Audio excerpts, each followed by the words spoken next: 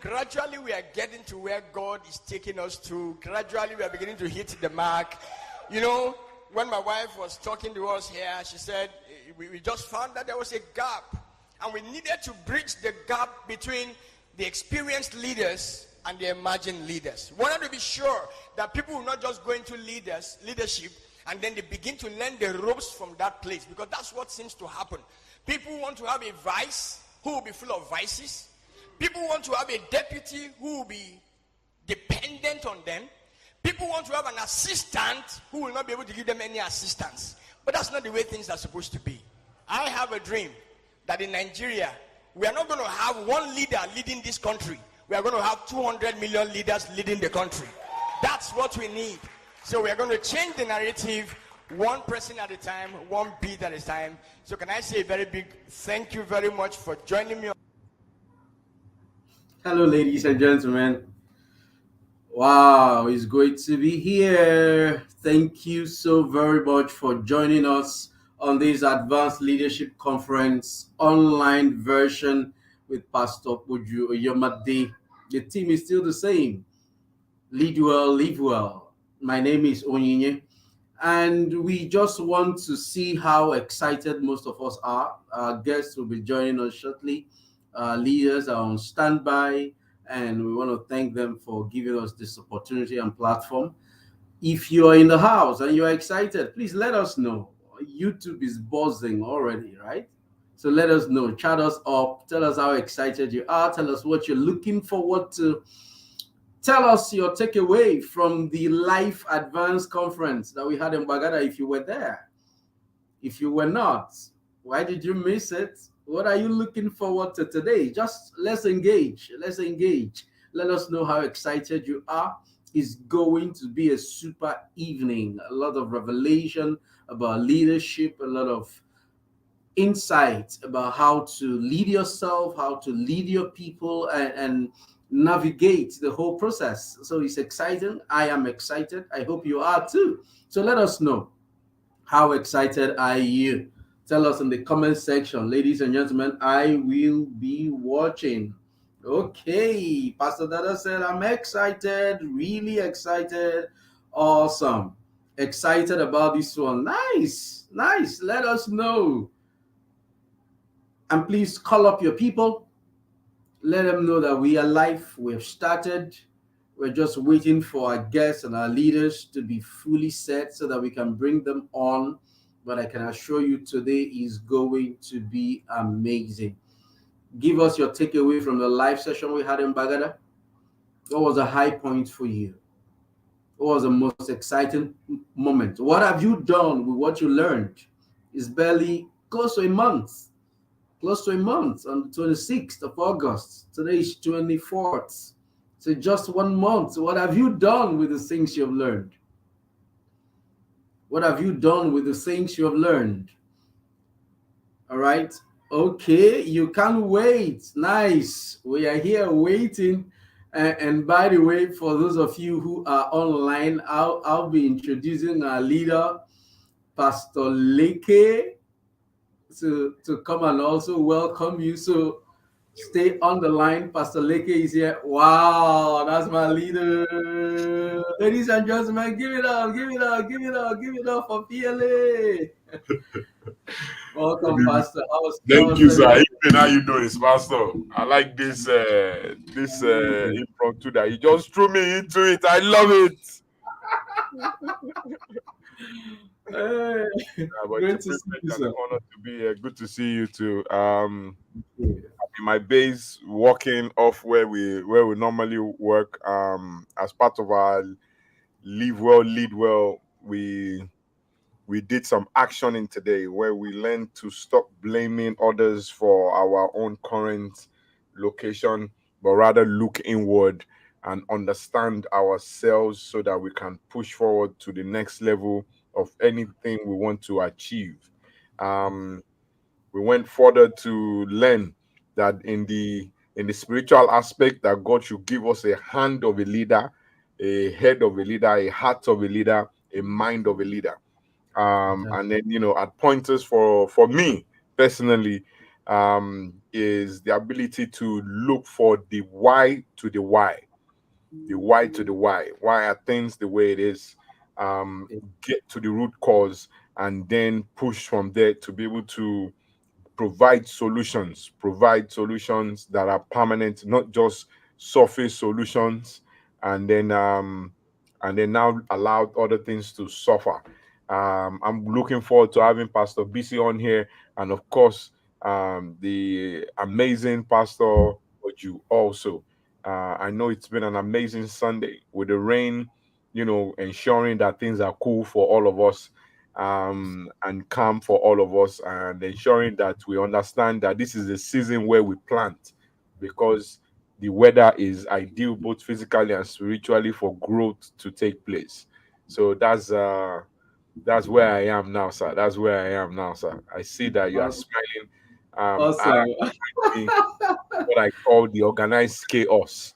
Because everything there, I know where everything is and how everything is working. So I'm Fantastic. 100% ready at any time to action and to move. So I don't know, if we have other people that are ready to drop in, um, some of the things they've learned, and they are willing to learn some of the questions that they even want to ask in advance, so that you start preparing for this session to ensure that you gain the maximum from it. So Um, yes, sir. So go ahead, sir. Go ahead, sir. someone just sent in, I have learned to always take the lead in my space. That is a comment from YouTube. Amazing. Thank you, Ruth. Yes, sir. Awesome. Awesome. Pastor, today I was in a session with someone and we're talking about how to lead when your boss cannot or is not ready to lead. Mm, And the bottom line was just what you said: lead hmm, from where you are. Lead from where you are. Stop passing the blame. Don't mhm, pass the bottom. The mhm. buck stops on your desk. We usually say it's the buck stops at the leader's desk, but that desk is yours. So lead from where you are. Self leadership, manage yourself, get to work on the things you're supposed to do. And it's amazing that we can all learn and lead from any spot that we find ourselves. Yeah. So I mean, one of the questions that was asked today in our place of worship and fellowship, because we looked at advancing in your career, and then the gentleman that God had mercy on us, and He sent to us, broke down many things. And one of the things he said is that if you are using an example of somebody that came into the banking system, and is an ET. I'm not sure the right coding for an ET, but I believe it's just somebody that came in as a trainee, Yeah, um, executive training. executive training, and you want to now move to other things. And the person was like, I want to really do forex. I don't want to just be in marketing. And he said that if you are actually good enough to push yourself and not wait for someone to come and push you, but see what are the needs in the place where you're in, how you can best meet them, and then push yourself, that it will be those guys in the treasury that will now come and even pick you out of the many. So he said that for those who want to actually achieve, those who want to lead themselves, would need to be self-motivated. They won't have to wait for anyone else coming to push them or to charge them. And in this generation that we are in, there are many interesting things that we are learning from, depending on which alphabet you choose, millennia, Gen Gen Z, Z, yeah. um, Gen Zs that can't start any generator by themselves. Anyway, and and other things along that line. So we are learning to push, from where we are. Somebody else is also dropping something. It says, if you lead from where your leader isn't leading, um wouldn't that Wouldn't be that be taken taken as a as... subordination or misconduct in some cases? Yeah, I actually think that sometimes the leader might need support when they are completely fapped out, and they have no ideas anymore. Some of the leaders that I've actually worked with would genuinely tell you, if they know that they can trust you, they'll be like, you know what, you go and do a research and give me what you see as suggestions and ideas of what we can do or even do better. As long as you don't mind who takes the glory. A lot of people are able to succeed on many things. There have been many suggestions that I've been able to pass in my own life towards my leaders, and they've used it. And I've noticed as well that, and the great Elder Iwere said this in his books. Felix Oiwere said this in his book about being, a chairman, a captain of industry, that his promotion came from the suggestions and ideas he gave his boss, and let the boss hone it and then push it out there. And once the boss succeeded, he was also able to carry him along and pull him forward. As long as you are not going past that leader and going ahead to go and drop, the All the information beautiful you have or ideas. your idea, and then neglecting that leader, then you'll be fine. I believe you'll be fine. Yeah. Okay. Okay. There's another Kula message. Kimbawale, he just sent in a comment. Say golden fish has no hiding place. When you self-develop to the level your value, to the level you become a value add to whatever organization and is being felt, you'll be given an opportunity to grow. Absolutely. In fact, Mhm. we had a session together today, and we were talking about the fact that some leaders that are not leading, it's not because they don't want to lead, they probably do not know what to do, just like you mentioned.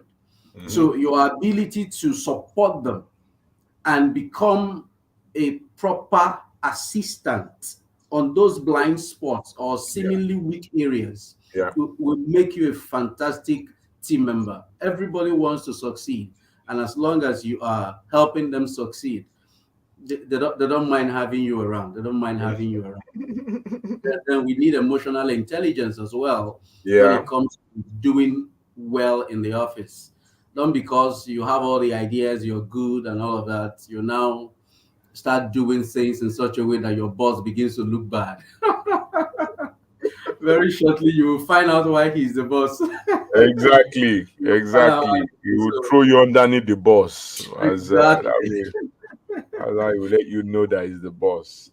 So give him credit, and as long as he takes the credit and the organization is doing well, he will always carry you along, and your life will always reflect the goodness that you want to see eventually. Thank you so much, PLA, for being here, Thank you. guys. Let's send in our feedback again. Let's get that YouTube link buzzing, buzzing. What can you remember from the last advance? We said it's just 1 month away. Today is 24th. We had it on the 26th.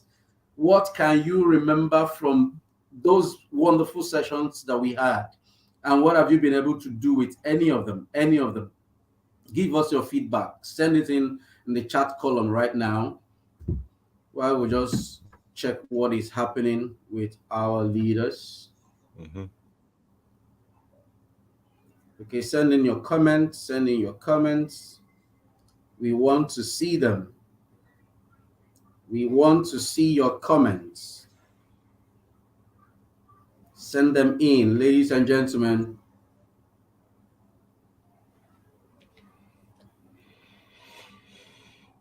I was even going to ask a question if okay, yeah, somebody also posted someone up, or some a message up already. Um no, I think that one has been dealt with before. A leader that has come into the place of conflict, like the Ukrainian president right now. How would we judge how is currently leading? I mean, he went from a well-known comedian to now probably one of Europe's respected leaders because of what he's doing in a time of war, and ability to resist the almighty war, war, war, Warlord. warlord. Yeah, warlord. That's the word. I was looking for another word, but to the almighty warlord that has all the powers, how would you say that he's doing in terms of his leadership for his country and his people? Because I just opportune to come back from the United Nations General Assembly meeting in New York a few hours ago, and I realized that the gentleman, while even flying into the Americas, he did not fly in using his own presidential jet. He came in, I believe, in either the U.S. Air Force jet or the Great Britain Air Force jet. So he's leading with wisdom, because if it was his own jet, there's highly likely an opportunity for that jet to be. Somebody to shoot it down. Yes. So how would you say he's leading, sir? Did he For, hit the ground running, sir?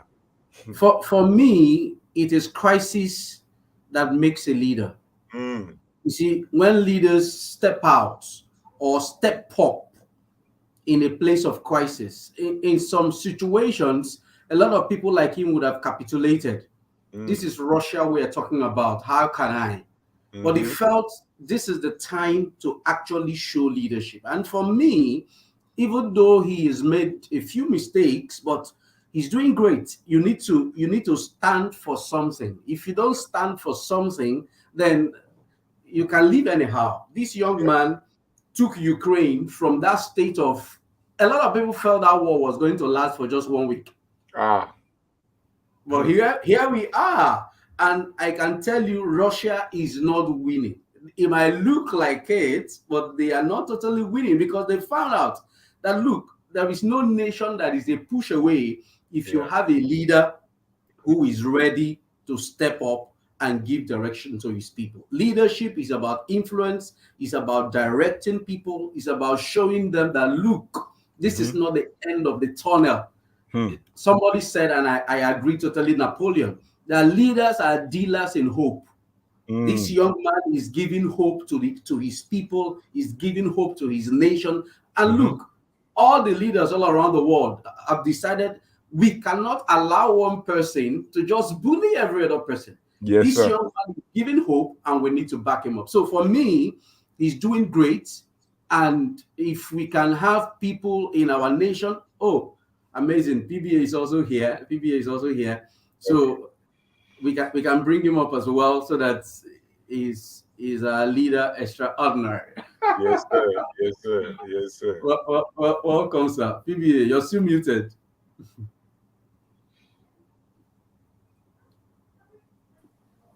Okay, I was unmuted, but I got to mute. I didn't know I was now doing the wrong thing. Anyway, thank you, Basoleke. Great to see you. Been a while. Blessings, sir. Blessings. I hope you are back on this side of the world. I'm back, sir. Fully 100%, sir. all leaders have gone back home, sir, to their home base after the United Nations meeting. Yes, sir. Awesome. So, Pastor, before you came in, PBA, Pastor Leke just raised an issue about while we are trying to fine-tune every other thing, raised an issue about the Ukrainian situation, and is he leading well or not leading well? And I said, for me, it's not a question of leading well or not leading well. It's a question of the fact that he stepped up to lead when a lot of people could have capitulated. He decided to deal on hope and deal hope to his people. And for me, that is commendable, because leaders actually shine the light. Leaders show the way, they go the way, so that people can actually follow. And that's what I think he has done. He has shown his people that, look, we're a people, we can't just be bullied, we can't be intimidated, we can fight. Even though it's going to be at a great cost, we can fight. And eventually, history will judge all of us. So you can shed light on it while we are trying to fine-tune our guests coming in. With permission, sir, so I can duck out gently then, sir, since the boss is... No, you can't. No, you're not ducking out. Nobody's going anywhere. Let's have this full 1 hour together and just experience what we need to experience. But really, when you look at that young man, permit me to call him young man, because relatively amongst a lot of world leaders, he's quite young. I think he has shown the world that you can actually step up and do something. sometimes you really don't know what's going to happen. You can't be certain about the result of what will happen when you're in leadership. You can't be certain. I was thinking about this. Sometimes we are afraid of failure. We don't take a step. But the truth is that failure is not the other side of success. Failure actually is on the side of success. Truth is, if anybody has never failed before, it's because they have never attempted anything.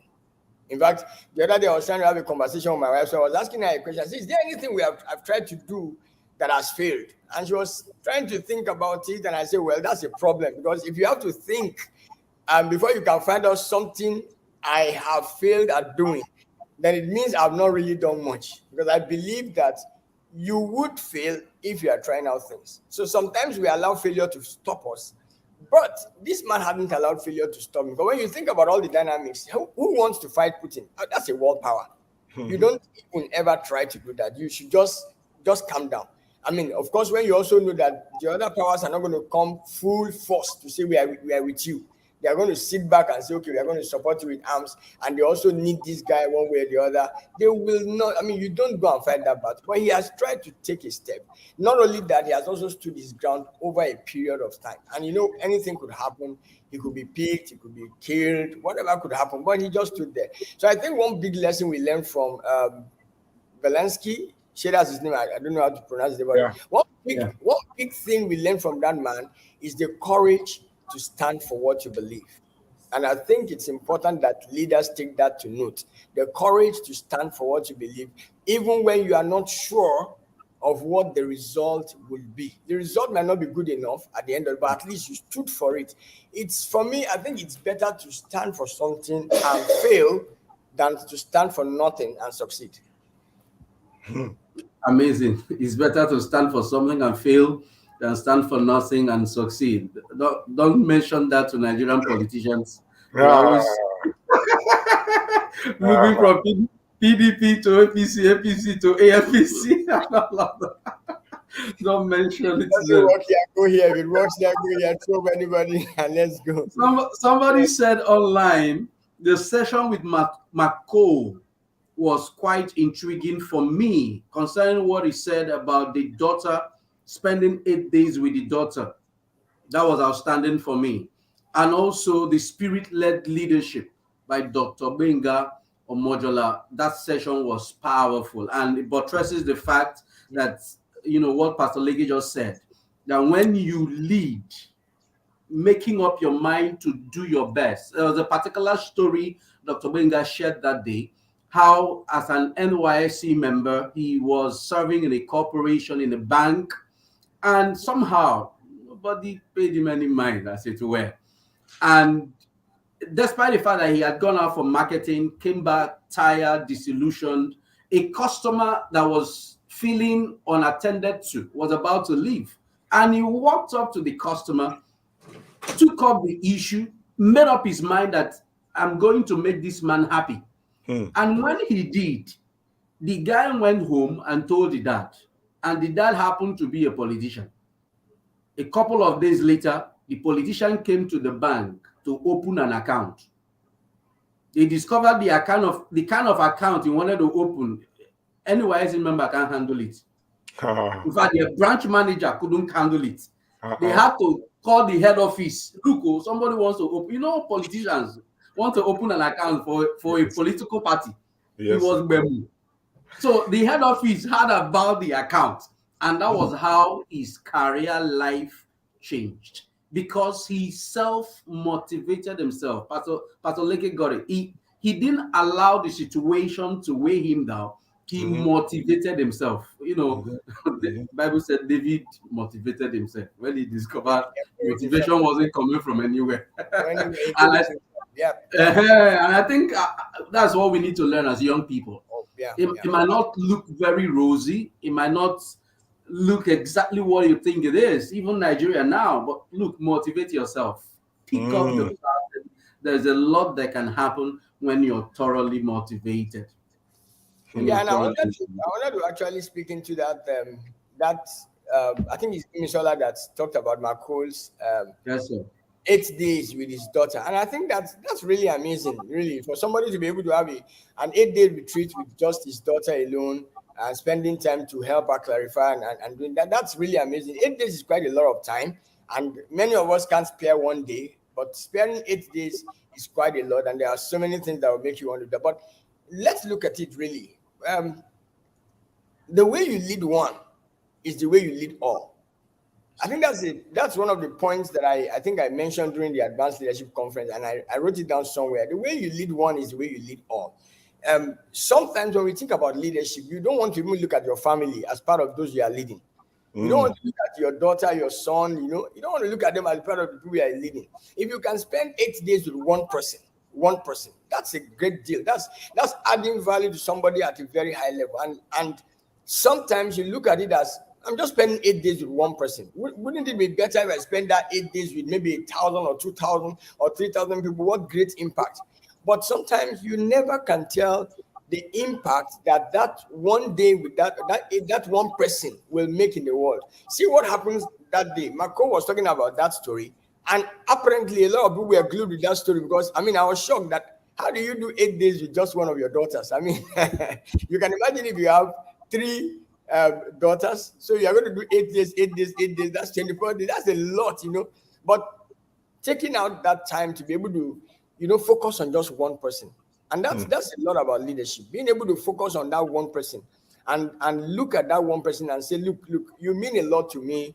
I value you, and I'm willing to add value to you. That makes a whole lot of difference in that person's life, and also in the lives of the people that person will touch. So that might just be an encouragement for all of us leaders here, that look, even if you don't have 1,000 people who follow you, if you don't have 1,000,000 people who follow you, if all you have is one, do what you can do with the one, because how you lead the one is likely going to affect how you lead the many that will eventually come towards you. Okay, sir, but in the space of relationship, how best do you lead your husband so that he will make the right decision for the whole family? How best do you lead your wife so that, because some men here, being culture and everything, will say she's just meant to submit anyhow. How do you lead in such situations, sir? Actually, you see, leading in the home is one of the major problems that we really are. It's very critical. Leading in the home, sometimes, again, one thing, like I said, we don't take it as leadership. That's one. Then two, we also misconstrue it. This subject of submission is very amazing. A lot of people have misconstrued it in the sense that, look, submission, just listen to me, follow what I say, and just go with it. And many of us, especially men, we've taken it into our head and we stay with it. But the truth is that what I believe, or what I've come to find out, is that when we have a problem, let the person who is fit to solve that problem for this point, let that person lead. Because if we don't allow that person to lead, and the wrong person takes leadership, for example, there are things that I know I can't do. Probably my wife can do a lot better than me. One of the prayers I always pray on a regular basis for myself is that I will never have a situation when I'll be away from home for like 3 months, 6 months. I won't be able to cope. I can't cope. I don't know where anything. It's maybe a confession of shame, but the truth is that I don't know where anything is in the fridge. I don't know, and I don't know how to. I'm not even sure if I can turn on the gas very well. I'm not too sure about that. So there are certain things that I just don't want to trouble myself about. I just let them live in that space. So I do some other things and let them live in that space. So for me, when it comes to the subject of submission and getting maybe your spouse, especially your husband, to do what they need to do, you've got to be able to understand how they communicate. That's a major one. How do they communicate, or how do they receive information? When you know that, then you come from the point of how they receive information to deal with whatever it is that you have to deal with them. Most of the time, the challenge that we have is that we communicate in a way that the other person doesn't like. And if somebody is I do disc assessment. So in the disc assessment, somebody is a D. They don't like being told what to do. The moment you tell them what to do, there's something that says, you're trying to take advantage of me. You're trying to take advantage of me. So they want to block you. But if you understand that's the kind of person they are, then you find a way to come from the back door and give it to them. Because honestly speaking, let's face it, if anybody is in an accident and is in a critical condition, you don't want to know who is the doctor or who is the nurse that is going to treat you. Yeah. That Yeah. point in time, you Just you give greet to me. anybody, just get me out of this place, and that's just fine. You don't want to know. So let's put ourselves in the positive side in that place to know that look, if I have a problem, somebody has to solve the problem. If that person happens to be my wife or my daughter or my son, I better let them do that. And that doesn't mean that I have handed leadership or control over to them. It only means that I'm allowing them to express themselves in a place where they are most suited to express themselves while I wait on them to see what they are doing, just like God does for us. Hmm. Thank you, boss. Thank you, sir. So, Pastor Onye, do you have another one that you want to use to while we are waiting for? I want our audience to send in questions. Those online, just send in questions so that we quickly look at them while we're waiting. Right? Okay. Send in your questions. Somebody is talking about the issue of belief, and I think that we can. Let me hear. I mean, Pastor Leke, especially. Let me hook you on this. I see you do a couple of things. Sometimes very doggedly, sometimes without being understood, but you still do it. So let's talk about how do you build this positive belief in yourself or in something that you want to do. And it doesn't mean that you couldn't have failed. It couldn't mean that we couldn't have gotten the result. But the thing is that if you don't believe in a thing or if you don't believe in yourself, there's really no way you can deal. So how do you build this positive belief in yourself to be able to? My ways are just like how the good book says about our God Almighty. Now, my ways are not your ways, my thoughts. So, in most cases, there's this understanding where you can see that something is going to work for sure. Where you see that there's no alternative way, where so for example, on one of our journeys, we were told that we would not be able to get to a particular place, because we were from Nigeria or something like that, because just purely because we are Nigerians. Um, and I said, no, no, that can't be right. There's always somebody there that is making the decision. And that person sleeps, wakes up, that person will probably eat, that person will use the restroom if we can get to that person. So, for example, and this is a real life story, on one of our journeys, we went into India. And when we got into India, we already applied for our visas.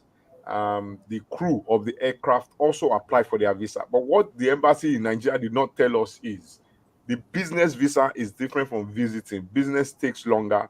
Visiting will give you quicker, but you have to come in visiting. But the crew were going on business. They were not going on holiday. That was just the issue there. So on arriving, they said that the crew cannot stay with that aircraft.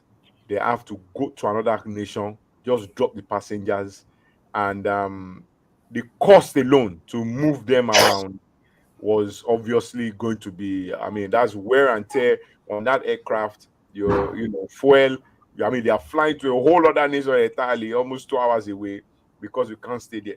And I said that I just need to remove all the onions. Let's tear the layers of the onions and get to the center of it. Who is the man behind? They say he hasn't woken up. I will wait for him in this today airport here. We are here together. He will wake up. And then, by the time he finally woke up and made it to the office. At least even that's the day we knew that he doesn't resume with everybody else and he's supposed to be there at 8 o'clock when the rest come. The question was simple: why can't the crew enter? We are only here for 72 hours. And they said the fear is that most Nigerians that come might run away. I said, sir, just reason with me, sir. How will they run and leave a $55 million aircraft behind? If they're even going to Japa in every nation across the world, with all due respect, it's not India that they would now run away, sir. Um, and obviously, I believe it's with God behind us, and the fact that he saw that resilience, that somebody was willing to wait Hmm. and just keep pushing. He was like, yeah, sure. If you are able to do a bind, I've said I'll leave my passport here with you. When we are leaving, I'll come back. This is the airport, immigration. I'll come back and collect my passport. At least I'll need a form of ID, even if I'm running away into your nation, to be able to open bank account, to be able to do anything meaningful. I'll leave it here. That's and we'll let everybody go. Like Moses is probably one of the greatest case studies that we should have. Let my people go. When it comes to leadership. So yeah, and he let us in to the shock of all his people, because it's not that we didn't have the visa. The argument is there. We got the visa. Your embassy gave us the wrong forms to fill because of the shortness of time. But now we are here. We are wrong. We are not trying to do anything, but we're just here, like God said, let's come together and reason together. We are here to reason with you. But just think about it. We are going. We are here. Do what we need to do and leave. And yes, and he just let us in, and many other things like that. I call it the bulldozer method of leadership. Approach. Yes, that just make sure we clear all grounds, but then create relationship. I mean, I you would not believe it. I saved the number of some of these individuals. We even chat back and forth. One of them even came to Nigeria trying to sell tractors and other things for farming in Nigeria. And I'm like, you can stay here. You can even jackpot to Nigeria. We don't.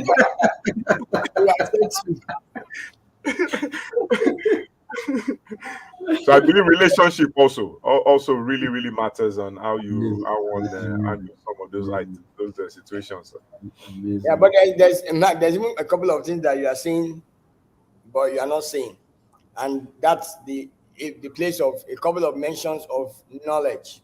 So if I want to really build faith, believe in myself, the one critical area is the knowledge that I have. Because, for example, if I know that I have a backing, God backing me, then that immediately says that I can actually put myself forward and say, look, this thing can be done, and then push for it. Or if for example, I have been okay. Let me just use a practical example. If somebody comes around now and starts arguing with me, every day.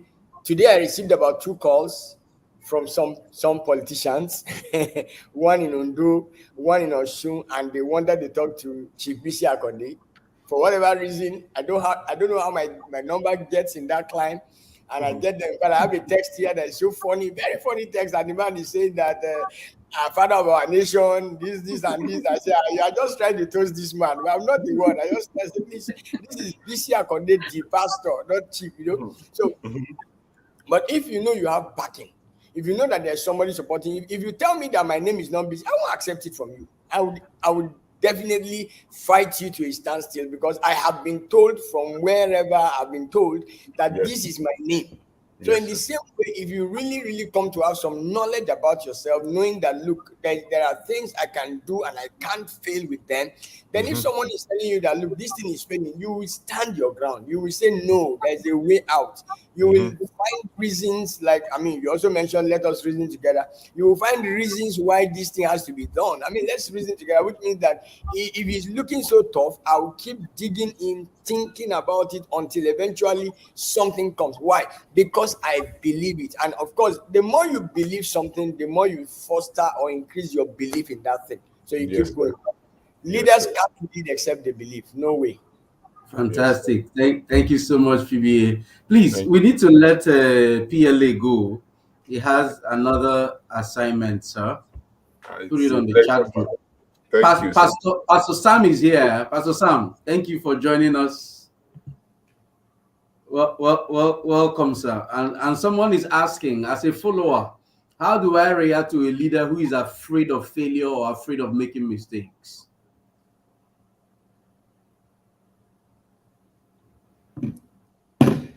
Okay, I don't know if you are throwing that question at me, but if you have a leader who is afraid of making mistakes, okay, I see Joseph was asking a question, is there anything wrong with leading from behind? Nothing wrong. So let me mix the two together. There is nothing wrong with leading from behind. Actually, fortunately, I'm a shepherd by calling. And what that means is that I can actually lead at both ways. when you're a shepherd, one of the things you do in leading is that you go behind the sheep sometimes. That's where you begin to act as a protector, so you can lead from behind. But now I have a leader who is afraid of making mistakes and afraid of failure and doesn't want to go. Now, remember some things. Why are you not afraid of failure? Why are you not afraid of making mistake? It's information. You have certain information that he or she doesn't have. There is something you know that they don't know. And because you know these things, you are taking action. So what you want to do in such a situation is to help that person to get some knowledge, get some information. Now, you want to say, how do I get somebody ahead of me to get information? There are several ways you can do it. You can help them to attend some conferences. You can help them to get some books, whatever it is. But again, the answer is in one word, and that word is influence. Influence. How much influence are you able to exert on the person that is leading you? How much influence can you put on the person leading you? Because the truth is that even leaders rely on people. They rely on somebody. But before they can rely on you, they want to find out what's the trust quotient between me and this person, which means how much trust can that person give you? How much do they trust you? If they trust you, they will come to a place where they will say, okay, because I trust you, even though what you are saying is shaky, but because I trust you, I want to give myself to it. I want to try it out because I trust you. So once they can trust you, then opening up to you becomes a lot easier. See, one of the challenges we have is that a lot of time we have not been able to build influence with the people that we are called to lead. I do this a lot. I try to build influence, increase my influence with the people that are ahead of me, so that when I tell them things, they are able to open up to me. So if my leader cannot lead because they are afraid of failure, I should be able to influence them to see that the chances of success are higher than the chances of failure. And that's the truth. Anything can fail. Any project can fail. Anything can fail. But the chances of success can be higher than the chances of failure. And what if we fail anyway? What if we fail? The truth is, we don't fail. What we do is that we learn how not to do it. We learn. Basically, that's what it is. We learn. Fantastic. So you can lead from behind by gaining influence with your leaders. So it's not just about horizontal mode of leadership or followership. It also has to be vertical. It has to be vertical. So you do horizontally, you do vertically. You can influence people under you. You can also find a way to influence people ahead of you. PBA, let me pull you a little bit further. Someone will ask, how do you influence your leaders? You see, we had a session today and we talked about leading when your boss is not ready. And one of the things we shared is the fact that you must make your boss believe in you because you have decided to maximize the trust he has put on you and show him over time that you believe his vision, you support his vision, you are all out for his calling. So how do we, for instance, you have an antagonistic leader, as it were, how do you influence them? Just for the benefit of our audience and every other person who is joining us. The question I'll ask is, how do you influence people? Because you see, your leader is a person. Yes, sir. He's a person. So let's start from there. This person is a person. They are human. So if you want to influence them, your leader, anybody, how do you influence anybody? And I think that in order to influence people, one way that you can start with, now there are 4 stages of influence I talk about, 4 stages of influence. The first stage of influence is the positional influence. When you have a position, you have the capacity to influence people. When you get into a position, you can influence anybody. So your leader has a position. Your leader is probably the MD. You are the secretary. But you can stay from the place of your secretary. Now your influence at the positional level has a lot to do with the role that you play or the responsibility that you have. If I have a responsibility to deliver certain things to you, maybe get you a report that will help you to do your work, I'm just looking at me and my leader now. If I'm supposed to give you a report, how I give you that report makes a lot of deal. If I'm able to do my work well, doing your work well is a good way to influence other people. That's the truth. So you influence your leader by that. But there's another level, another stage of influence that's also very critical, and that is the stage that is called the stage of respect. And the stage of respect has a lot to do with relationship. It has a lot to do with the relationship you have built with that person. Today, are you able to get them to the point when they are able to say, I like you? You start with your position, but you move, you transmit to where they are able to, they respect you as a person. Has a lot to do with the values you dispense at the place of work.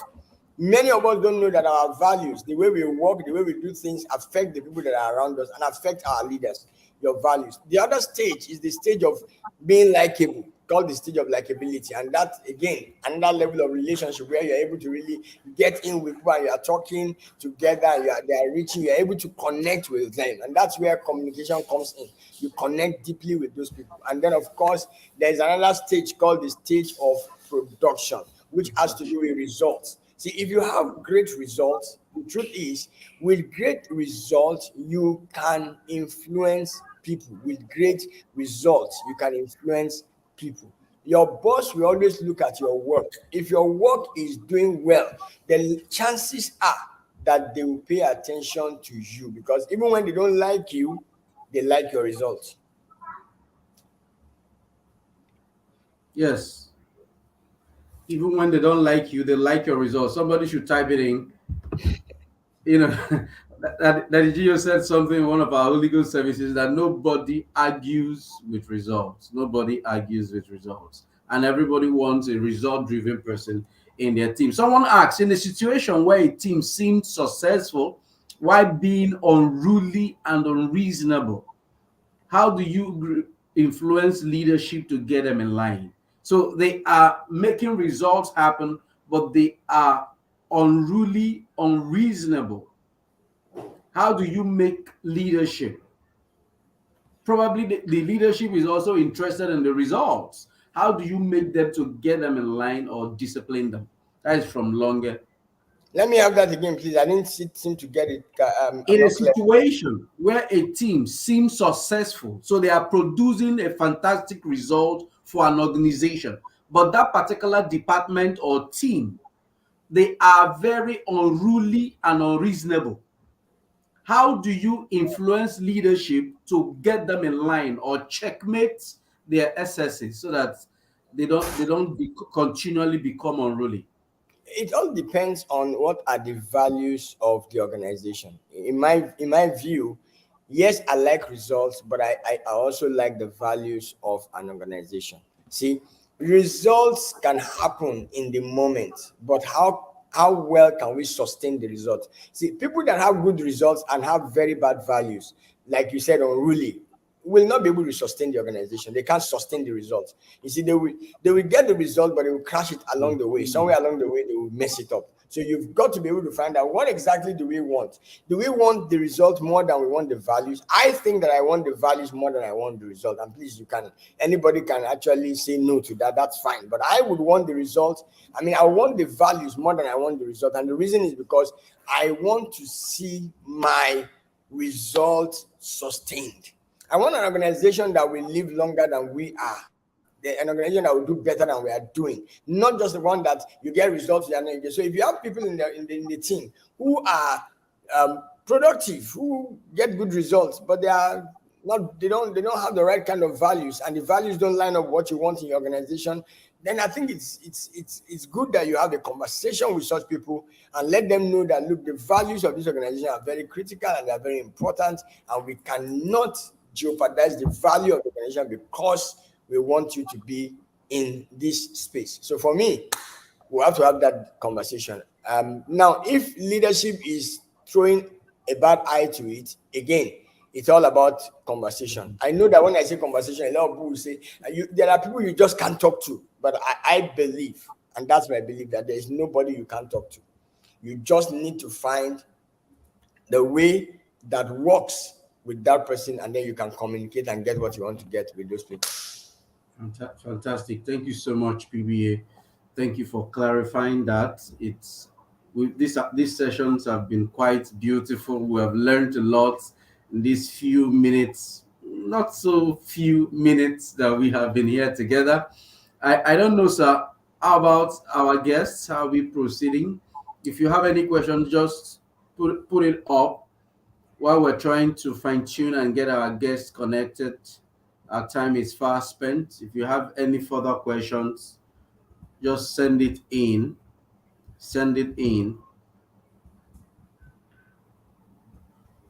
I'm not too sure. I'm not able to get Pastor Poju. I'm not too sure what's going on at the back end there. I just have to say that, make that confession. So I think we'll just run this through. If we don't get him in the next couple of minutes, we'll call it a day. But I'm enjoying this, honestly, and I'm beginning to think that this is not a bad idea. Actually, I've been toying with an idea of starting a podcast, and this is actually kind of making it easier for me. I mean, as I sit here, I see my mic. I bought my microphone for podcasts and all that. So what we are doing here is making me feel that, oh wow, this looks like it's going to work. So it looks like, yeah, I've been battling with the issue of failure. So maybe I'm getting it. Um, um, Maybe this is making me get it. So let's run for a couple of minutes and then we call it a day. Nice. Thank you so much, sir. So, like I told you, we had a conversation today, and we mentioned that one of the landmines we need to avoid when it comes to working in an environment where it looks as if the leader is not ready to lead is usually it breeds resentment, it breeds discontentment, it makes people frustrated with the environment. And we said it's a landmine that we must all avoid by bringing in a positive attitude. What else do we need to do? Do we need to avoid when it comes to working in an environment that seems hostile? Sorry, please come again. I think there's a break at some point, so I didn't get it all. Okay, I said in our conversation earlier this evening, we talked about some landmines that we need to avoid, when discussing working with a boss who is not ready to lead. And we mentioned that one of those landmines is discontentment and resentment because it makes you unproductive. It takes away your passion, your energy, you lose motivation, and all of that. So I was asking, apart from that, what else can we avoid when working in an environment? Because people will tell you, I don't like my job, but I don't have a choice. I have to feed. That I have responsibility. And I think a lot of people in Lagos can relate with such a situation. So what do we do to help us sustain motivation, sustain productivity, and all of that? Because all of us don't have the luxury of just quitting our jobs. Well, that's true. We don't have the luxury of quitting our jobs. But sometimes, and this is a little bit dispassionate, and I'm sorry if I cut across as not being caring on this. I'm sorry. Honestly speaking, when you're on the wrong trajectory, the earlier you make a turn, the better. The earlier if you really, really don't like what you are doing, you shouldn't be doing it. Because you see, the longer you stay there, the deeper you get in. And the Wow. deeper you get in, the more difficult it is to get out. That's the absolute truth. So if you really, really don't like what you are doing, then you need to make a quick turn. The earlier you do that, the better for us. But I'm not trying to throw dust at anybody. I'm just saying what I really, really believe from my heart. That's just me. But there are a number of things that that are not too nice for us when we are working. And you spoke about motivation. I've been thinking about motivation, and one of these days I want to do a talk on motivation. The best thing you can do for yourself is please never let your motivation go down. Because I've discovered that if you stop riding a car for a while, it doesn't matter how brand new the car is. It takes a lot of energy to get it back on feet. When you drop the ball, when you drop your motivation, picking it back up again is a very, very difficult assignment, difficult task. You need to be careful not to allow yourself to drop the ball at all. That's one of those things you do. So how do you do that? You've got to be able to, like we say, believe in what you are doing and follow it through, pursue it, go with it, so that you can really get as much as you can get out of it, and keep out all those things that will not help you. We talked about discouragement, all those things are just there. And then, but more than those things that are coming from external, what about the things that are coming from internal? Now, somebody was asking a question here. As a leader, what's the best way to take? What's the best way to take criticism? Fine. Let me try and put that into the question that you have asked now. See, one of the things I've learned from my mentors is that every criticism that comes your way, take it as a request. Look at it differently. See, perspective becomes reality. So when you get a criticism, how you look at it is the issue. Most of the time when criticism comes, the first thing we want to say that person does not like me. Oh, Onye doesn't like me, that's why he spoke to me like that. Oh, so and so does not like me, that's why he spoke to me. Oh, Okoliwa, he hates me, that's why he told me that's why he said it. No. Don't look at it that way. Look at it as a request. Now, what do I mean by that? If, for example, I am a woman and I cook meals for my husband and he said to me the salt is too much, that tells me immediately that there are human beings who don't like too much salt. So I take it as a request. So I have another recipe on my list, another recipe, which means that now I'm going to be careful how much salt I put there, rather than look at it and say, oh, that's the way you have been telling me for a very long time. Most often than not, when we do that, we don't get to resolve the issue. Every request, for me, every criticism is a request. It only tells me that there is another way of doing whatever it is that I'm doing. That's the way I look at it. That's the way I look at it. Fantastic. Another thing I wanted to add, when it comes to quitting your job, is I tell people, plan your exit. Once you discover that place is not a place to be, let it be like changing strategy. Start planning your exit, because you won't grow, you won't find fulfillment, you will stunt yourself if you don't really get away from that circle. So plan your exit and see how you can move immediately, and then keep adding value to you. I shared with them during the session that I was with an organization, and PBA would tell me, this organization, let's come and train them. And I would tell him, they don't want to pay, they don't want anything training. You understand? There are organizations like that. But when you are in such a place, don't stop developing yourself, because you will just work and work, and the only thing you have to show for your hard work is probably money and salary, and not growth. And without growth, you can never get the next step of your life. That is the truth. So you must keep growing. You must keep growing. Thank you so very much, PBA. This has been an amazing time. If you have another question, just throw it in. PBA mentioned a few things. Take criticism as a request. So you have to deal with it. See criticism as an opportunity to get better. Opportunity to get better. All right. Somebody Thank you. asked, there are two questions I see there. Let's quickly just touch it before we close up. If you have, I think Yomi is asking, how do you manage a follower that only wants to give his best when he's leading? And I see a lot of people like that. But you know what, Yomi? My advice is have a conversation.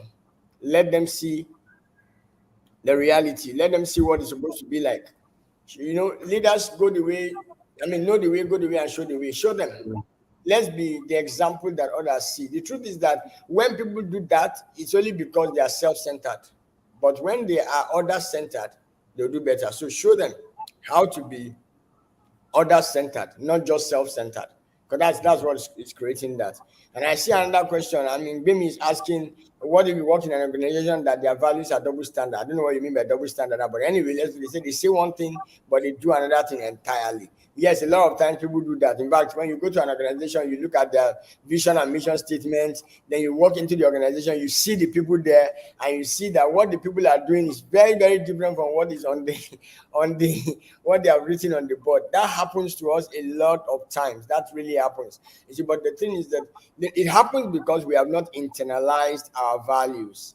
We have not accepted, we have not made the values our own. See, when the values of an organization becomes the values of the people in the organization, then working with those values becomes easy because it's now part of their life. But when they don't see it as part of their life, they will do different. In fact, leaders in that organization will be running a different system, different from their values completely. That's because they've not internalized. So an organization like that will need a lot of training the people from the top to the bottom so that they can accept and see the values as their own. When there is a congruence between their values and the values of the organization, then living those values becomes a lot easier for them. Fantastic. Where do you draw the line between loyalty and eye service? That's very funny. I always say that eye service is not a bad problem. Eye service is the service that the eyes can see. I like that definition. I don't want to give myself a problem. Eye service is the service that the eye can see. So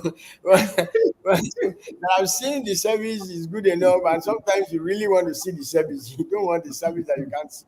What's the point giving me service that I can't see? But you see, let's talk about bootlickers. That's some people who come, and bootlickers are not valuable to the organization because you see, in your presence, they do the right thing, but when you are not there, they do the wrong thing. What you really want is people who will do the right thing, whether you are there or not. And loyalty is different from eye service. It's different from bootlicking. If you're a loyal person, whether the leader is there or not, you will do what is right. Loyalty means doing the right thing. Doing the right thing in the right way. You're just there. You're doing what you're supposed to do. Loyalty is not when you are following the man and hanging around him. No, no, no. Loyalty is not you telling him only what you want to hear. No, no, no, no. Loyalty is when you actually hold the back of your leader by telling them what they want to hear and what they don't want to hear. Because actually, what they don't want to hear, they also want to hear. Everybody needs feedback. If you don't give me feedback and you follow me, I won't like it. I want you to give me feedback. And feedback sometimes might not really be what I want it to be. It might not be nice. But you can just let them know. Loyalty is different. You know, doing what I want you to do all the time without coming back to say, what your leader wants you to do all the time, without coming back to say sometimes that can we look at it differently? Is there another way to do this thing? That's not loyalty in its sense. So for me, we need to be able to just be ourselves when it comes to that. Loyalty is actually being yourself, being real to yourself. I love you, I like you, I like what you're doing. But when it's time for me to tell you that this is not working well, I'm also able to tell you that. I think that works with loyalty. All right. Just one more. Just one more. How do you lead a member of a team who seems not to show interest in any task given to them, even when others are trying to motivate them?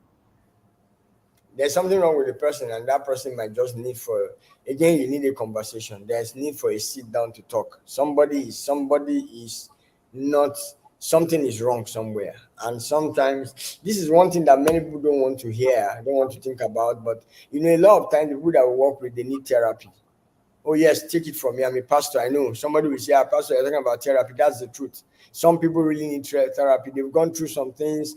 They've gone through some things in life that has really, really pulled them out, and they need to just get there and get somebody to bring them out of it and get them out of the mix. So it's not just about telling them now. You really need to sit down with them and find out, get to the root of this matter. And if you can't do that, somebody else can do it for you. Get to the root of the matter and then bring it out. Sometimes you need to do that. When they are not showing interest at all, then there's a major problem. Wow. Now we are getting more questions coming. Onoja is asking, how do you follow a leader who doesn't live what he said? Why do you want to follow a leader who doesn't live his said? Because when you ask me, how do you follow a leader who doesn't live what, that means you want a strategy or a system to follow somebody who does not live what he said. So my question is, do you want to follow somebody who does not live what he says? I don't think you want to do that. So you might need to also think about it, either for yourself or for him. You might need to want to have an engagement. The thing is that, let me just say this, because again, you have a job, and the person that is on top of the job, or somebody that is leading you there, has some values that they don't work with you. There are two things that we learn from leaders. If the leader is a good leader, you learn how to lead. If the leader is a bad leader, you learn how not to lead. Don't forget that. Don't forget that. When you work with leaders, it's either you are learning how to lead or how not to lead.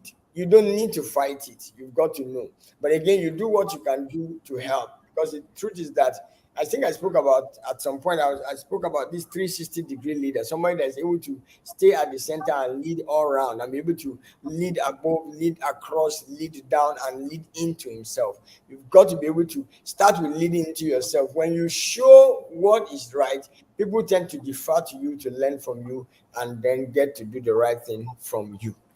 Thank you. Awesome. Thank you, PBA, for taking out time to be with us. Like you mentioned, I think it's quite interesting having this conversation on leadership, how to lead well and live well, or live well and lead well. It's exciting, and we appreciate it. Any final words before we wrap it up? All right, final word. I think I need to just apologize. I'm so sorry that we don't have Pastor Poju here. I mean, I really do not know what happened.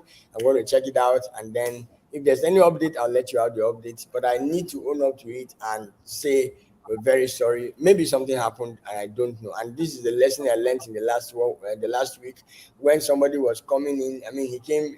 I don't know if you saw this, but it's a man came in somewhere and he greeted somebody and the person didn't answer him. So he sat down and he was angry and bitter and said, "You didn't answer me. You didn't answer me. You didn't answer me. He didn't answer me. Why didn't he answer me?" and all that. And he just noticed that this man didn't. But eventually he now realized that this person came there because the person wanted to listen to him. And the problem was that this person was blind. So the person that he was angry with did not even see him at all. So he just thought that. So many times if I call you and you don't pick your call, I don't want to assume that it's because you don't want to pick your call. I could actually assume that it's because you're not in the mood to pick a call, or maybe you didn't see the call, or something was heavy on your mind at that point in time. So please, it's good that we also learn to seek to understand before we want to be understood. So for me, that's the way I look at it. And I'm sure that if there's an answer, I'll get back to you on the answer. But I think it's been a wonderful time personally. I enjoyed the session myself. And I want to say thank you for those of you who joined. I can't see all of you, but I can see a number of you. Thank you very much. We appreciate you. God bless you indeed. Thank you for being a part of the Advanced Leadership Conference and for joining the team and making this happen. Advanced Leadership Conference is there. Is here for us, and I'm sure that by next year you will be there again when it gets bigger, better, and brighter. Thank you very much. We really appreciate you. God bless you. Amen. Thank you so much, sir. All right, guys. Thank you for joining. That's a wrap for today. Bye.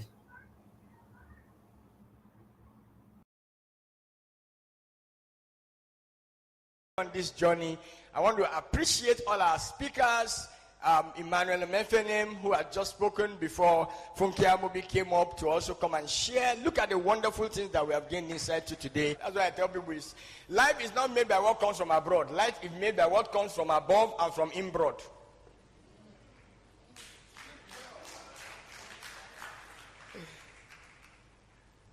Mahatma Gandhi said, "You must be the change you want to see in the world." Why do I put that there? I put that there because change begins with you. You heard it in that song. It starts with you.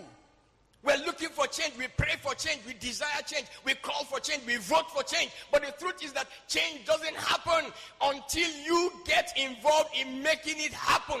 Nothing positive can ever change around you without your involvement. It begins with you. Please let me tell your neighbor, it begins with you. Okay, don't just tell them it begins with you. Tell them it begins with me. If you've ever heard me talk about leadership, you know I always say that leadership begins with you. Leadership is not you waiting for somebody to come and lead you. Leadership is you taking the lead wherever it is that you are. Don't wait for any position. But if you are waiting for position, can I say something to you? You already have a position. You are an elder brother. Even if you are not an elder brother, you are a younger brother. Younger brother is a position. So take it and start from there. Take it and start from there. You already have a title.